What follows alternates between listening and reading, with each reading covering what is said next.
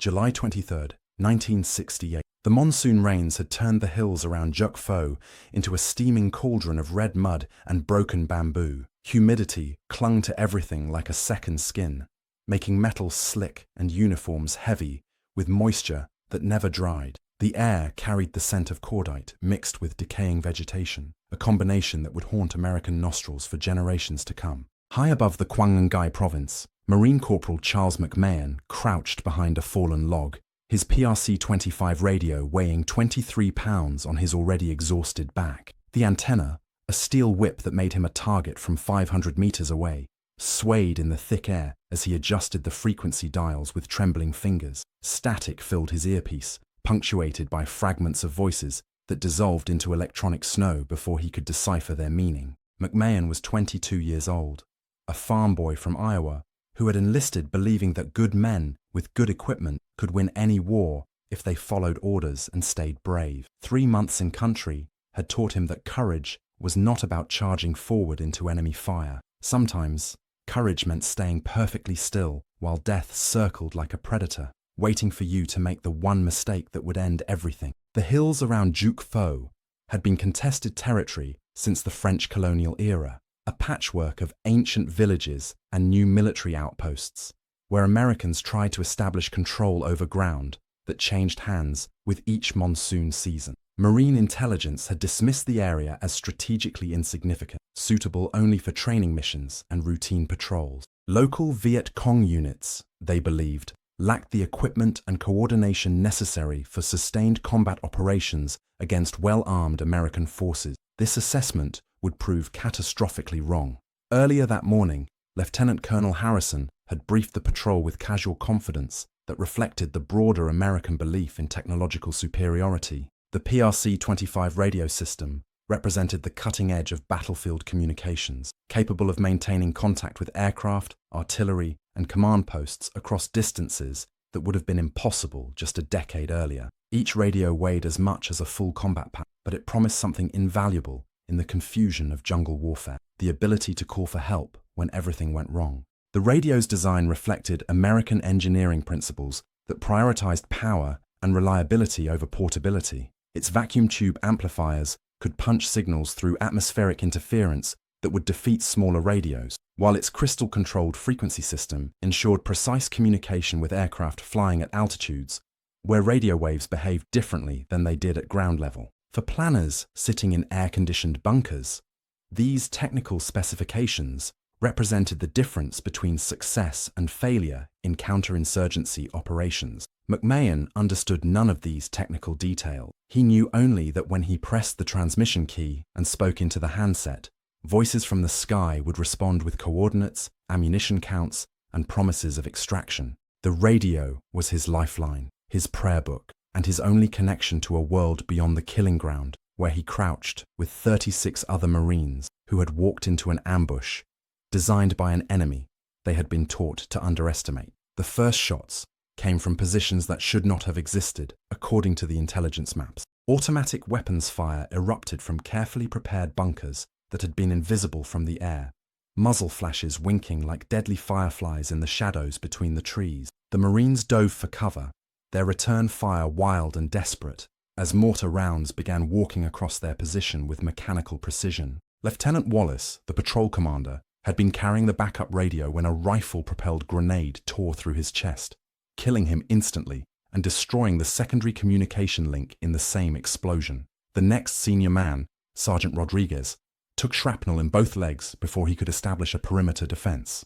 Command authority collapsed in the first 30 seconds of contact, leaving McMahon as the only man capable of coordinating the fire support that might save their lives. But could the radio actually work under these conditions? American military doctrine assumed that communications equipment would function reliably in combat environments, but doctrine was written by officers who had never tried to tune frequency crystals, while machine gun bullets sparked off the rocks around their heads. The PRC-25 had been tested extensively at Fort Bragg and Camp Pendleton, where technicians measured signal strength and battery life under controlled conditions that bore no resemblance to the chaos of actual warfare. McMahon keyed the handset and heard only static. He adjusted the squelch control, rotated the channel select, extended the antenna to its full 8-foot length, despite the obvious danger this created. Still nothing but electronic noise that sounded like the universe itself was screaming. For a moment, panic threatened to overwhelm his training, as he realized that all their sophisticated equipment might be useless when they needed it most.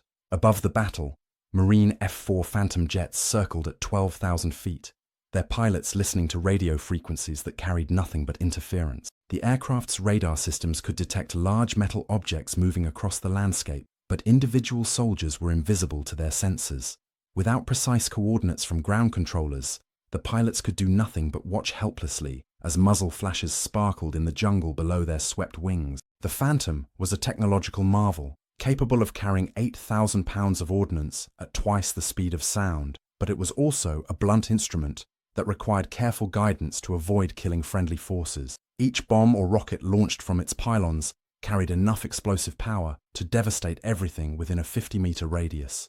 Used correctly, this firepower could break up enemy concentrations and provide cover for ground troops to maneuver or withdraw. Used incorrectly, it would incinerate the very men it was meant to protect. Captain James Morrison, leading the flight of 2 aircraft, had trained extensively in close air support procedures, but he had never been asked to provide fire missions without clear radio contact with ground control. Military regulations demanded positive identification of targets and explicit confirmation from friendly forces before releasing ordnance in proximity to American positions. Without these protocols, the most powerful weapons systems in the world became useless ornaments circling overhead, while Marines died in the mud below. McMahon tried a different frequency, then another, working methodically through the channels, even as bullets whined past his position. His Iowa farm background had taught him patience with mechanical devices that functioned according to their own mysterious logic. Tractors broke down during harvest time, but cursing them never fixed anything. You diagnosed the problem systematically, made adjustments based on experience and intuition, and kept working until the machine responded or you ran out of options. The radio captured a fragment of conversation, distorted but unmistakably human. McMahon fine-tuned the frequency control with movements so small they barely registered on the dial, coaxing the signal from the electromagnetic noise like a farmer calling cattle from distant pastures.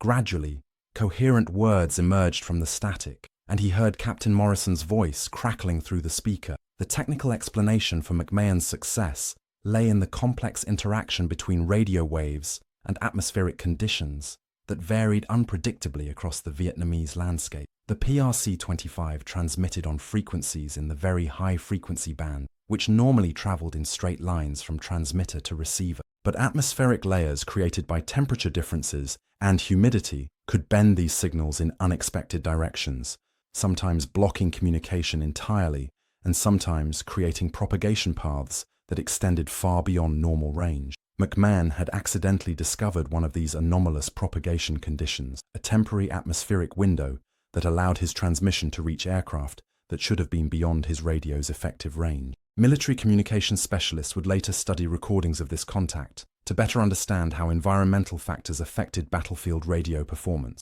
But in the moment, all that mattered was the miracle of connection between men separated by thousands of feet of hostile airspace. With communication established, McMahon faced the challenge of coordinating close air support without the elaborate procedures normally used to prevent friendly fire incidents. Standard protocol required him to mark his position with colored smoke grenades, describe prominent terrain features that pilots could identify from altitude, and provide precise compass bearings to enemy positions relative to friendly locations. These procedures had been developed through hard experience in previous wars, written in the blood of soldiers killed by their own aircraft when coordination broke down under pressure. But normal procedures assumed that ground controllers operated from secure positions with clear fields of observation, not from foxholes where every movement drew enemy fire and visibility extended no more than a few dozen meters through monsoon rain and gun smoke. McMahon would have to improvise communication techniques that balanced the need for accuracy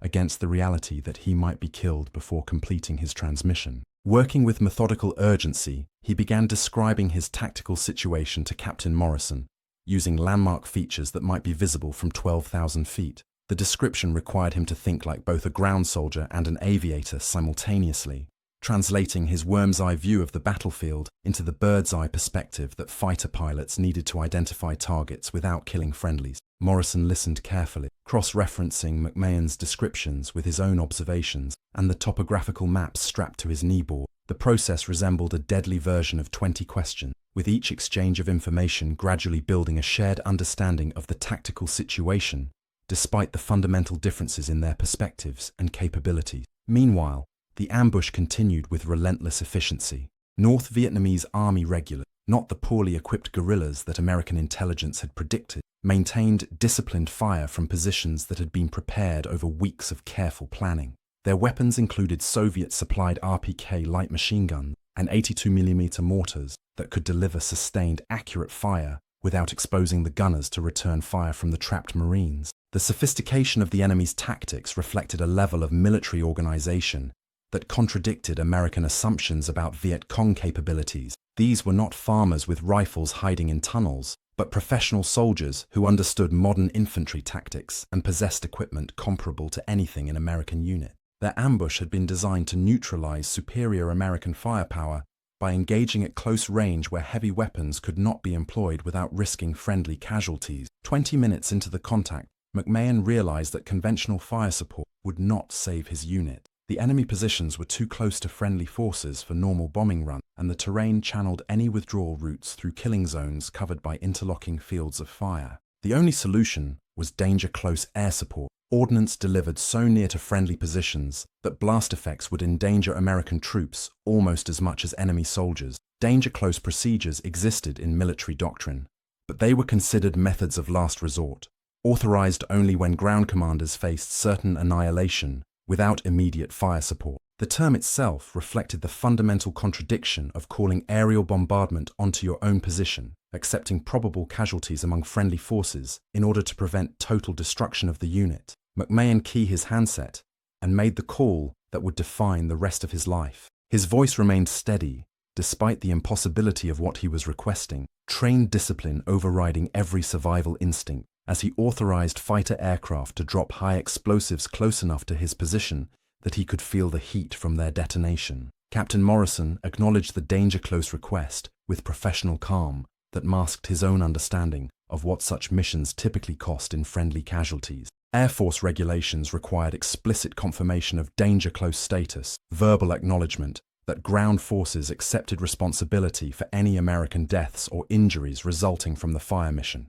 The regulations existed because pilots had learned that desperate men sometimes called in airstrikes without fully understanding their consequences. But McMahon understood perfectly. He had calculated the odds with farm boy pragmatism, weighing certain death against probable and choosing the option that gave his men the best chance of survival. The mathematics were brutal but simple. Some of them might live through a danger-close bombing, but none of them would live through being overrun by a superior enemy force in prepared positions. Morrison armed his aircraft's weapons systems and began his attack run, diving from 12,000 feet toward a target area measured in meters rather than the kilometers typical of strategic bombing missions. The Phantom's speed made precise delivery extremely difficult, requiring the pilot to compensate for gravitational acceleration, atmospheric drag, and the forward motion of his aircraft, while calculating the ballistic trajectory of ordnance that would fall for several seconds after release. The first bombs exploded less than 50 meters from McMahon's position,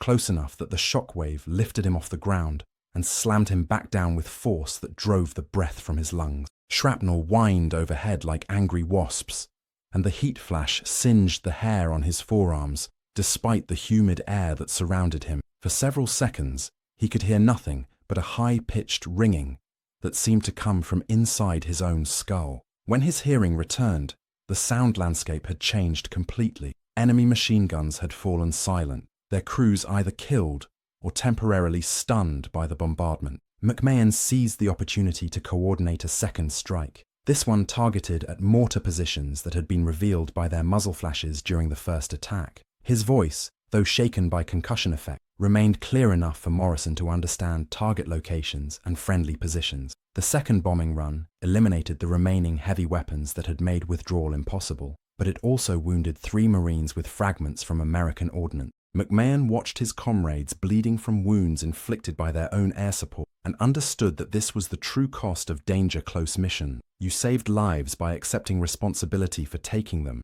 made possible the impossible by embracing contradictions that would haunt you forever. With enemy fire suppressed, helicopter extraction became feasible for the first time since the ambush began. McMahon established radio contact with Marine UH-1E Huey helicopters that had been circling beyond the range of enemy weapons, waiting for an opportunity to attempt a rescue mission that everyone understood would likely cost additional American lives. The Huey represented yet another example of American technology adapted to Vietnamese conditions, a utility helicopter originally designed for medical evacuation and light cargo transport that had been pressed into service as an armed assault vehicle. Its turbine engine provided reliable power in tropical conditions that defeated many piston-engine aircraft, while its simple design allowed maintenance personnel to keep it flying despite the corrosive effects of humidity, dust, and combat damage. But the Huey was also vulnerable to ground fire, its aluminum skin offering no protection against rifle bullets, much less the heavy machine guns that North Vietnamese forces used specifically to shoot down American helicopters. Dozens of these aircraft had been lost during extraction missions, their crews accepting extraordinary risks to save ground troops who would otherwise die or be captured in hostile territory. Chief Warrant Officer Michael Torres, commanding the lead helicopter, had flown similar missions throughout his tour of duty, each one a calculated gamble between the value of American lives and the probability of losing his aircraft and crew in the rescue attempt. Landing in contested areas violated every principle of helicopter safety, but leaving fellow Marines to die violated principles that ran even deeper than self-preservation. McMahon guided the helicopters to a landing zone that offered minimal concealment, but remained outside the effective range of surviving enemy weapons. The coordination required precise timing and absolute trust between men who could not see each other, whose only connection was the radio link maintained despite equipment damaged by blast effects and atmospheric interference that grew stronger as afternoon thunderstorms approached. Loading wounded men onto helicopters under fire demanded physical courage from every participant, but it also required the kind of systematic organization that separated effective military units from armed mobs. Marines had practiced these procedures countless times in training, but training scenarios never included the confusion of actual combat, the weight of mud-soaked equipment, or the psychological effects of watching friends die from wounds that medics could not treat in field conditions. McMahon coordinated the evacuation with radio calls that became increasingly difficult as his own strength ebbed from blood loss and shock. A fragment from the second bombing run had opened an artery in his left shoulder, wound that would have been immediately fatal except for a field dressing applied by another Marine who was himself bleeding from multiple shrapnel punctures. The irony was not lost on McMahon even in his weakened state. The radio system that critics had claimed would fail under combat conditions had functioned well enough to save 36 lives, including his own. American technology, properly employed by trained personnel under impossible circumstances, had overcome both enemy action and environmental conditions that should have made communication impossible. But technology alone had not won this particular battle. Success had required human judgment, moral courage, and the willingness to accept responsibility for decisions that could have resulted in the deaths of the very men he was trying to save. No amount of engineering sophistication could replace the individual Marine who keyed his handset and authorized bombing strikes on his own position, because mathematical calculation and moral intuition agreed that this was the least terrible of available alternatives. The last helicopter lifted off from the improvised landing zone 47 minutes after the first enemy shots had shattered the afternoon quiet. McMahon, semi-conscious from blood loss, maintained radio contact until the aircraft cleared the range of hostile fire, then allowed medics to sedate him for the flight to a surgical facility where American physicians would spend 6 hours reconstructing arteries that shrapnel had severed. The after-action report concluded that McMahon had performed his duties in accordance with established procedures for coordinating close air support under emergency conditions. The language was bureaucratic and precise, designed to satisfy requirements for documenting combat acts without acknowledging the psychological and moral complexity of decisions made under extreme pressure. Official records rarely captured the full human cost of military victory, focusing instead on tactical outcomes that could be quantified and analyzed by staff officers who had never faced similar choices. But the pilots who had delivered the danger, close strikes, understood exactly what McMahon had accomplished. Captain Morrison submitted a separate report recommending the young radioman for decoration, describing his performance as an example of exceptional courage under fire that exemplified the highest traditions of American military service. The recommendation worked its way through multiple levels of command review, gathering endorsements from officers who recognized that some forms of bravery could not be adequately rewarded through normal promotion procedures. 3 months later, McMahon received the Silver Star for gallantry in action, presented during a ceremony at Da Nang Air Base that he attended wearing dress blues that concealed the scars from his shoulder wound. The medal citation praised his technical skill and tactical judgment, but gave no indication of the psychological weight he would carry for the remainder of his life. Courage, once displayed, became a permanent part of an individual's identity, whether he wanted that responsibility or not. The broader implications of this engagement extended far beyond the survival of one Marine patrol. Combat communications had proved reliable enough to coordinate complex fire missions under the worst possible conditions, validating American investment in sophisticated radio systems despite their weight and complexity. More importantly, the action demonstrated that American forces could adapt their tactics to overcome enemy advantages in terrain and preparation through superior firepower and coordination. Yet these tactical successes came at a strategic cost that would only become apparent over time. Each small victory required enormous expenditures of resources and human effort to achieve limited territorial gains that could be reversed by enemy action within days or weeks. The mathematics of counterinsurgency warfare favored defenders who could choose when and where to engage American forces, forcing costly reactions to tactical initiatives that served broader strategic objectives invisible to participants in individual battle. Military analysts studying the engagement identified several technical improvements that might have reduced casualties or enhanced operational effectiveness. Radio equipment could be made lighter without sacrificing performance, antenna designs could be modified to reduce visual signature, and communication procedures could be simplified to reduce the training requirements for individual operators. But the most important lessons were not technical. The action at Juk Pho demonstrated that success in modern warfare depended heavily upon the moral courage of individual soldiers who had to make life and death decisions based on incomplete information and conflicting priorities. No amount of sophisticated equipment could substitute for the human judgment required to balance immediate tactical needs against broader strategic objectives and moral constraints. Veterans of the engagement rarely discussed their experiences publicly, finding that civilian audiences could not understand decisions that made perfect sense under combat conditions but seemed incomprehensible in peacetime contexts. McMahon returned to Iowa after completing his tour of duty, married his high school girlfriend, and operated a farm implement dealership for 37 years without ever mentioning his military service to customers or employees. But late at night, particularly during thunderstorms, when atmospheric conditions reminded him of monsoon weather, he would sometimes dream about radio static and the voices of pilots asking for confirmation of target coordinates.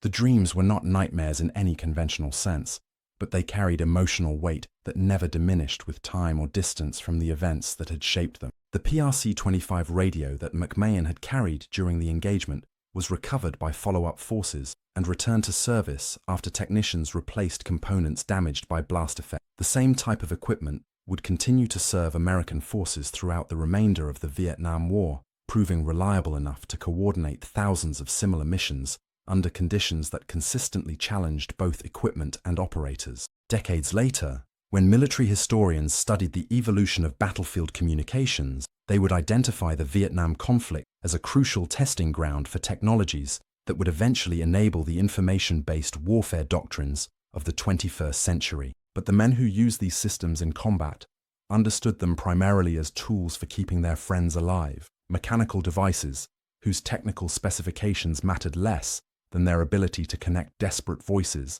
with sources of help. The hills around Juk Pho returned to jungle vegetation within months of the engagement, monsoon rains washing away the blast craters and metal fragments that marked sites of human conflict. Vietnamese farmers reclaimed the land for rice cultivation, building new villages where American Marines had called artillery strikes on their own positions to survive enemy ambushes. Today, Few physical traces remain of the battle that proved American radio communications could function reliably under combat conditions that seemed deliberately designed to defeat sophisticated electronic equipment. But the fundamental questions raised by McMahon's actions continue to challenge military planners. How much risk should individual soldiers accept to save their comrades?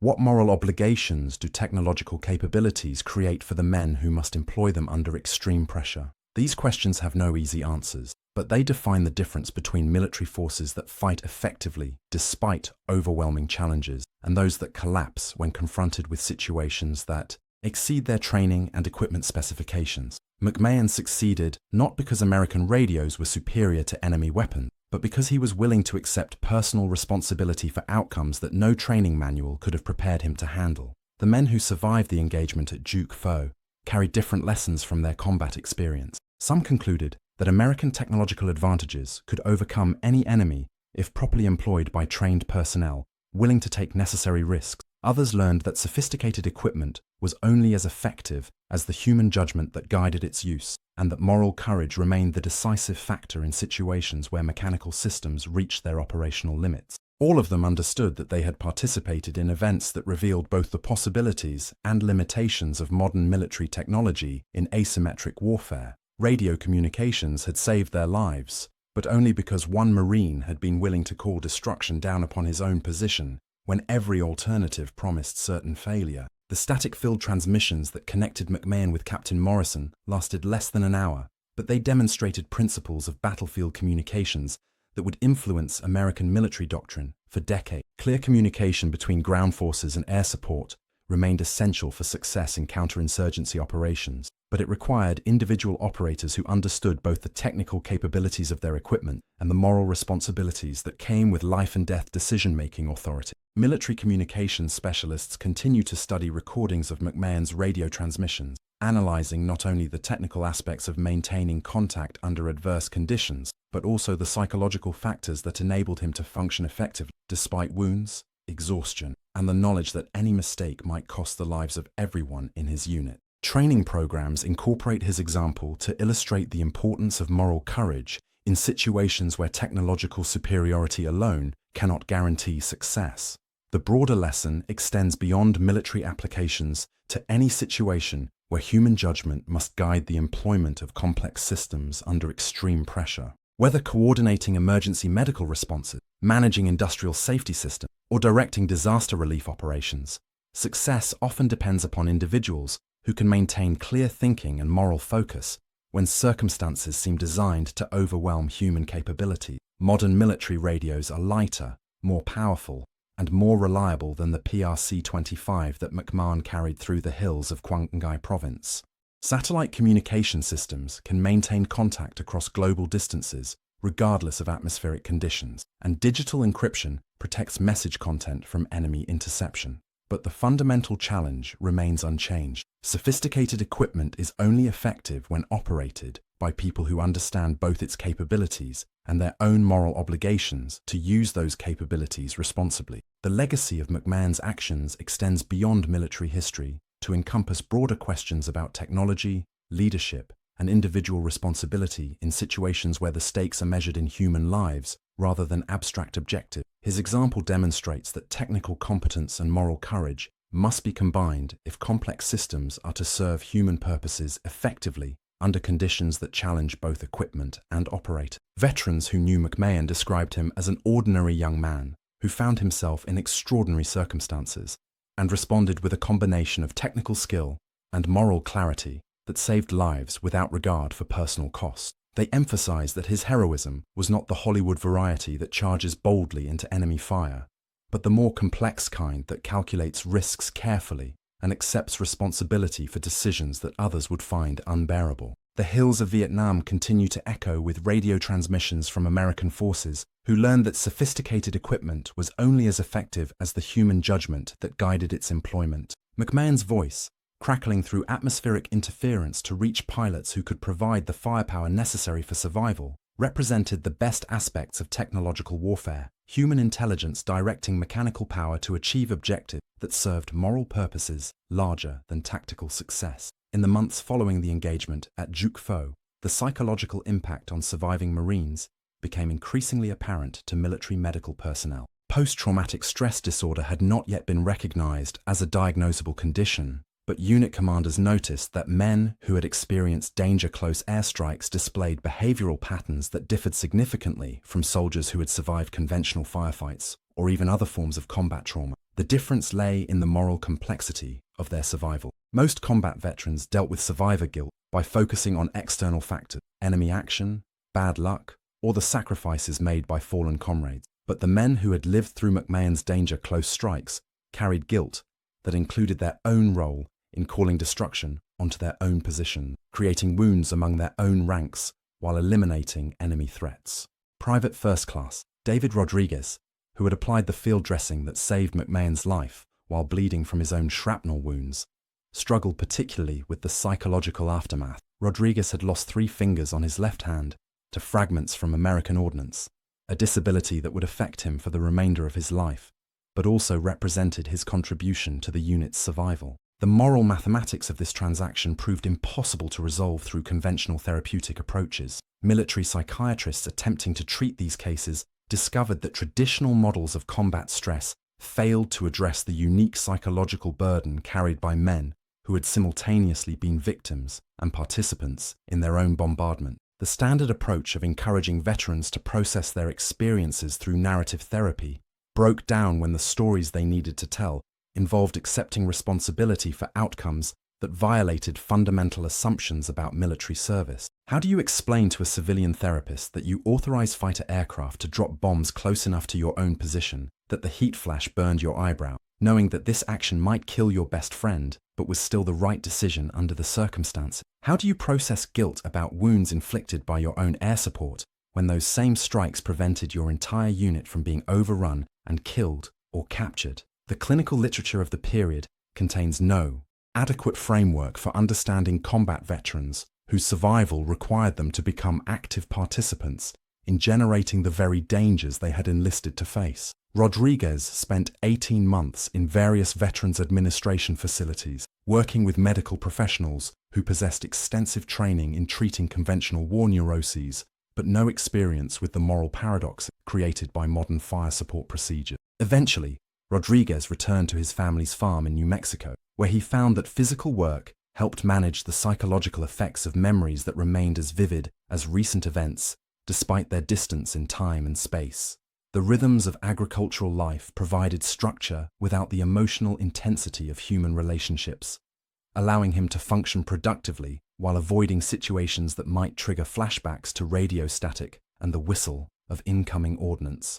But even decades later, thunderstorms would sometimes send Rodriguez to the root cellar of his farmhouse, where he would wait out weather patterns that reminded him of monsoon conditions in Southeast Asia. His wife learned not to ask questions about these episodes, understanding that some experiences could not be shared without causing additional psychological damage to the person attempting to describe them. The broader implications of these psychological wounds extended throughout American society as combat veterans returned from Vietnam, carrying moral burdens that civilian communities were unprepared to understand or support. Unlike veterans of previous conflicts who could process their experiences within cultural narratives of clear moral victory over unambiguous enemies, Vietnam veterans found that their sacrifices served strategic objectives that remained controversial throughout American society. McMahon's own readjustment to civilian life illustrated these broader challenges. His Silver Star citation described actions that most Americans would recognize as heroic by any reasonable standard,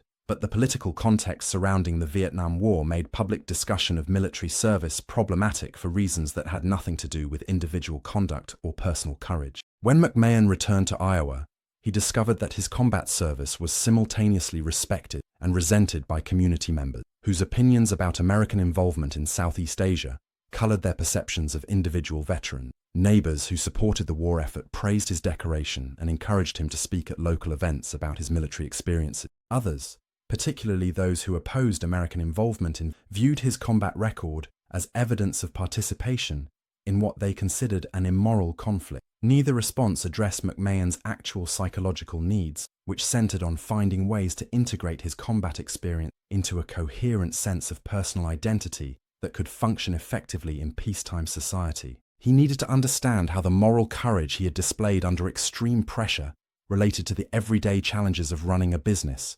maintaining a marriage, and raising children in a community where few people shared comparable experiences. The farm implement dealership provided an unexpected solution to these identity challenges. Agricultural equipment required the same systematic approach to problem solving that had enabled McMahon to coordinate air support under combat conditions, careful diagnosis of mechanical failures, methodical testing of potential solutions, and acceptance of responsibility for outcomes that affected other people's livelihood. Farmers depended on their equipment during critical seasons when delays could destroy entire crops, creating pressure situations that, while not life-threatening, demanded similar combinations of technical competence and moral reliability. McMahon discovered that he could channel the leadership skills developed during military service into civilian applications that served his community without requiring him to discuss his combat experiences publicly. Farmers who bought equipment from his dealership learned that they could trust his judgment about machinery specifications and maintenance procedures,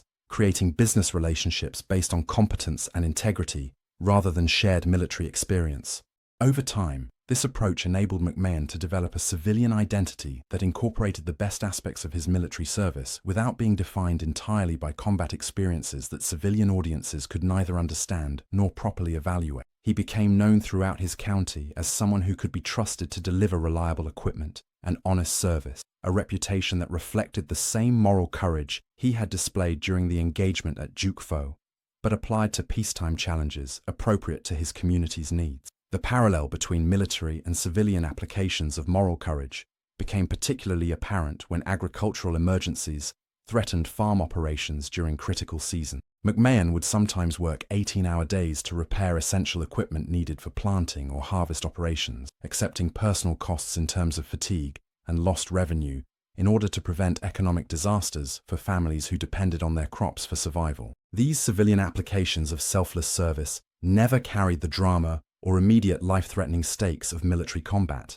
but they demonstrated that the character traits developed through extreme experiences could be channeled productively throughout an entire lifetime. McMahon had learned under combat conditions that sophisticated equipment was only as effective as the moral courage of those who operated, and this lesson continued to guide his approach to civilian challenges that required similar combinations of technical competence and ethical responsibility. The lessons learned during the engagement at Juk Pho also influenced broader developments in American military doctrine, particularly regarding the integration of air power with ground operations in counterinsurgency environments.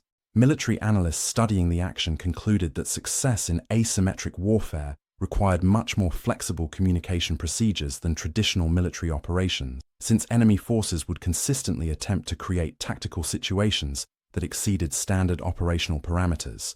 The danger-close procedures that saved McMahon's unit represented an extreme example of this requirement for flexibility, but they also illustrated fundamental principles that would become increasingly important as American military forces faced non-conventional threats in various global contexts. Success in such environments demanded individual operators who could adapt established procedures to unprecedented circumstances while maintaining the moral clarity necessary to accept responsibility for outcomes that might violate standard assumptions about acceptable risk and collateral damage. Military training programs began incorporating scenarios designed to replicate the psychological pressures faced by operators who must make life and death decisions without clear guidance from standard operating procedures. These exercises attempted to prepare future leaders for situations where technical competence alone would be insufficient, where success would depend upon individual moral courage applied to circumstances that no training manual could anticipate completely. But replicating the actual psychological conditions of combat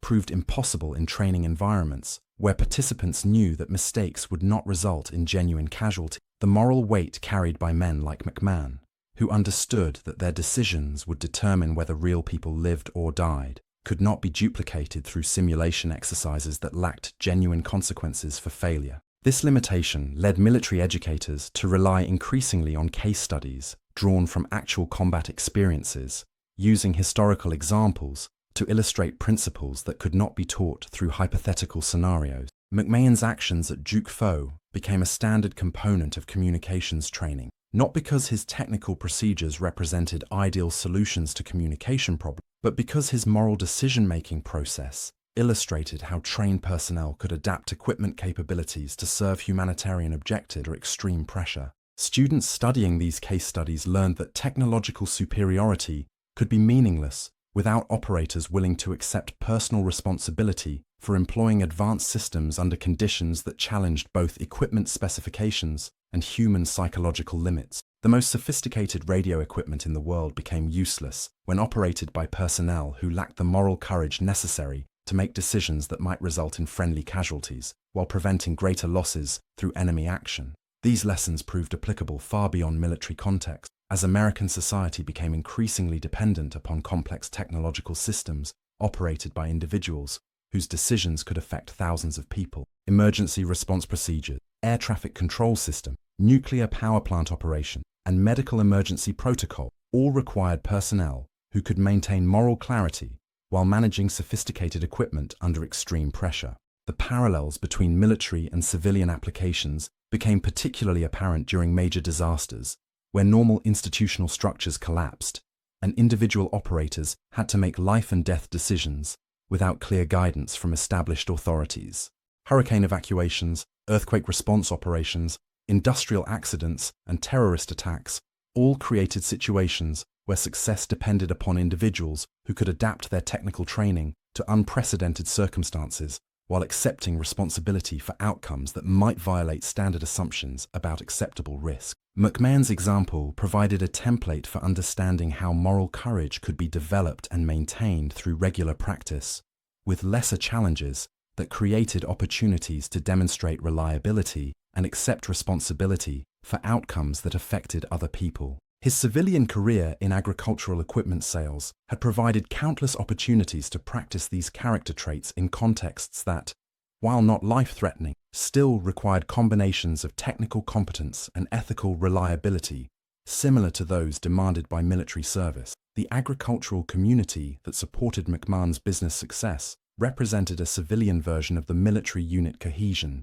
that had enabled his combat effective. Farmers depended upon each other for mutual support during emergencies, shared equipment during critical seasons, and maintained informal networks of assistance that helped individual operations survive economic and environmental challenges that could destroy isolated businesses. This civilian equivalent of military esprit de corps provided McMahon with a community context where his experience and character could contribute to collective welfare without requiring him to discuss his combat service publicly. Fellow farmers recognized his reliability through direct experience with his business practices and personal conduct, creating relationships based on demonstrated competence rather than military credentials that civilian audiences might not understand or properly evaluate. Over decades of civilian service, McMahon discovered that the community he had chosen to serve provided him with psychological healing that formal therapeutic interventions had failed to deliver. The moral clarity he had developed through combat experience found productive application in civilian contexts,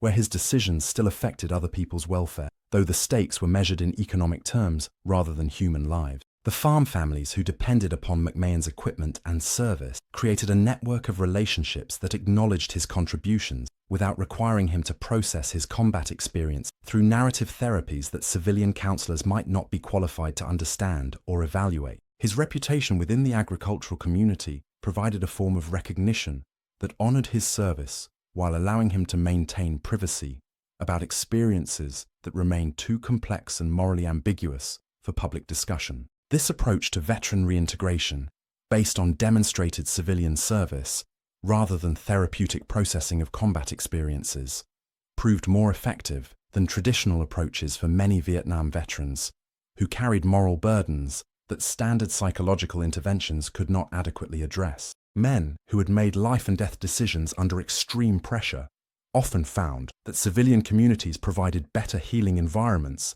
than formal therapeutic settings, where their experiences might be pathologized rather than honored as examples of moral courage under impossible circumstances. The broader implications of this alternative approach to veteran services extended throughout American society, as military conflicts in various global contexts continued to produce veterans whose combat experiences included moral complexities that challenged traditional therapeutic models. Future conflicts would create similar psychological challenges for personnel whose service included responsibility for decisions that might result in friendly casualties while serving larger humanitarian objectives. McMahon's civilian success demonstrated that combat veterans carrying complex moral burdens could find healing through service to communities that valued their contributions, without requiring them to process their military experiences through therapeutic interventions designed for conventional combat trauma. The agricultural community that supported his business provided recognition and acceptance based on demonstrated competence and reliability, rather than analysis of combat experiences that civilian audiences might not be qualified to assess properly. This community-based approach to veteran reintegration acknowledged that some combat experiences were too complex for standard therapeutic processing, while still providing veterans with opportunities to channel their military training and character development into civilian applications that served humanitarian purposes. McMahon's success in agricultural equipment sales represented a civilian application of the same moral courage and technical competence that had saved lives during the engagement at Juk Pho, proving that combat experience could enhance rather than impair civilian effectiveness when properly channeled through appropriate service opportunity. The lesson extended beyond individual veteran success stories to encompass broader questions about how societies can most effectively support military personnel returning from combat experiences that include moral complexities exceeding civilian understanding. Communities that focus on providing veterans with opportunities to demonstrate their capabilities through civilian service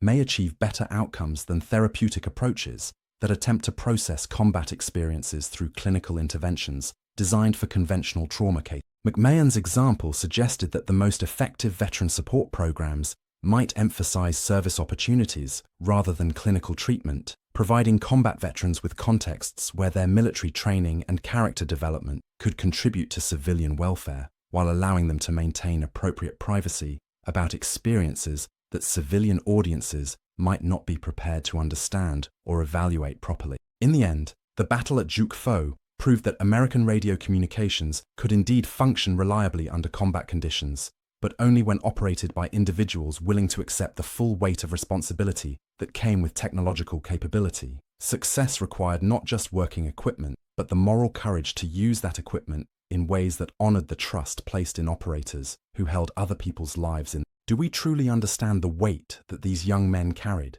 not just in their equipment packs, but in their hearts as they made split-second decisions that would echo through eternity? Their legacy challenges us to consider our own responsibilities when we hold the power to help or harm others through our choices. The monsoon rains have long since washed away the physical evidence of that July day in 1968, but the moral principles demonstrated by McMahon and his fellow Marines continue to resonate through generations of Americans who face their own moments of testing. In civilian contexts, far removed from combat zones, ordinary people still confront situations where technological capability creates moral obligations, where success depends upon individuals willing to accept responsibility for decisions that might help some people while putting others at risk.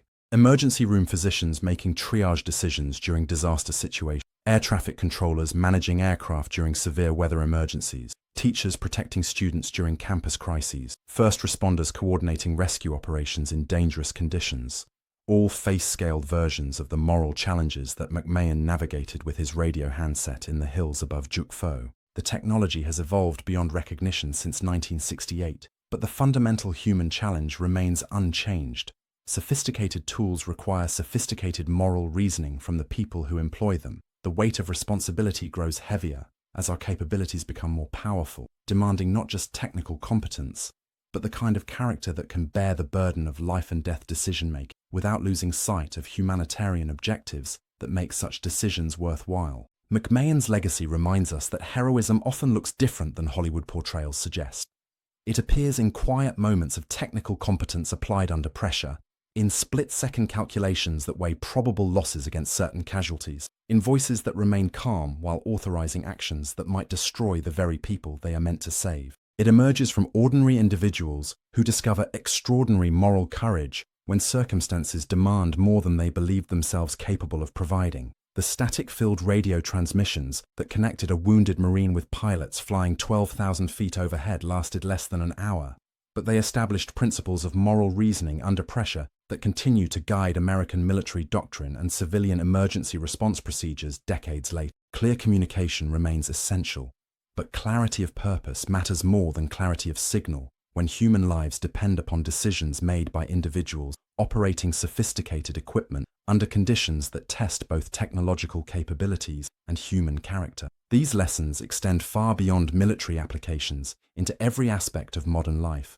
where complex systems require human operators capable of moral reasoning under pressure. The emergency dispatcher coordinating response to a multi-vehicle accident, the power plant operator managing grid stability during a heat wave, the surgeon directing a trauma team during a mass casualty event, all inherit the moral legacy established by Marines who proved that sophisticated equipment serves humanitarian purposes only when operated by people willing to accept full responsibility for its employment. In our increasingly interconnected world, where individual decisions can have global consequences and technological capabilities continue expanding faster than our wisdom about their proper use, McMahon's example becomes more, rather than less, relevant. We need more people who understand that great power creates great responsibility, who can maintain moral clarity while managing complex systems under extreme pressure, who will accept personal accountability for outcomes that affect others, regardless of whether those outcomes can be predicted or controlled completely. The hills around Juk Pho have returned to peaceful agricultural use, but the principles demonstrated there during those 47 minutes of combat continue to challenge each generation of Americans who inherit the technological capabilities purchased through the sacrifice of previous generations. Free people living in a free society carry the obligation to use their freedoms responsibly, to develop the moral courage necessary to make difficult decisions that serve purposes larger than personal comfort or convenience. This is the true legacy of Corporal Charles McMahon and the Marines who survived the engagement that proved American radio communications could function reliably under the worst possible conditions. They demonstrated that ordinary people can achieve extraordinary things when they choose to serve something greater than themselves, when they accept responsibility for employing their capabilities in ways that honor the trust placed in them by others who depend upon their competence and character. Their voices echo across the decades through radiostatic and atmospheric interference that cannot diminish the clarity of their example. Sophisticated equipment serves humanitarian purposes only when operated by people who understand that technical competence must be combined with moral courage if complex systems are to serve human needs effectively under conditions that challenge both mechanical capabilities and human character. The weight of that responsibility continues to rest upon each generation of Americans who inherit the freedoms won through such sacrifice, who must find their own ways to demonstrate that ordinary citizens can rise to extraordinary challenges when circumstances demand more than they believe themselves capable of providing. The static may fade, but the signal remains clear for those willing to listen and learn from voices that prove technology serves humanity best when guided by humans who understand their moral obligations to each other. If this story of courage, sacrifice, and the triumph of human judgment over impossible odds has moved you, please subscribe to honor the memory of those who gave everything so others could come home. Share this documentary with others who need to understand that freedom is not free and that ordinary people can achieve extraordinary things when they choose to serve something greater than themselves.